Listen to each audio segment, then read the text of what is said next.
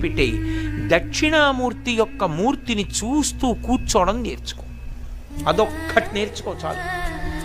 ఏమక్కర్లేదు. ఇంకా దక్షిణామూర్తిని పెట్టుకుని రోజు కాసేపు ఆయన్ని చూస్తే చాలు. మీకు నేను ఇంకా విచిత్రమైన విషయం చెప్పనా?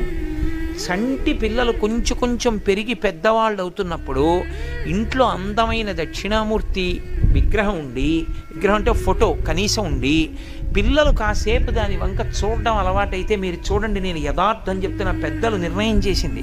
వాళ్ళు కళ్ళు తిప్పి ఆడుకుంటూ పాకడం కూర్చోవడం వచ్చినప్పుడు చూసినప్పుడు వాళ్ళు నిశ్చలంగా కాసేపు ఇలా దక్షిణామూర్తి వంకే చూస్తారు. పిల్లలు చిన్నతనంలో దక్షిణామూర్తి వంక అలా ఎదురుగుండా కూర్చుని చూస్తే రెండు ఫలితాలు వస్తాయి. అపమృత్యు దోషం పోతుంది, సరస్వతి కటాక్షం కలుగుతుంది. అందుకే అసలు ఇంట దక్షిణామూర్తి ఫోటో లేని ఇల్లు ఉండరాదు.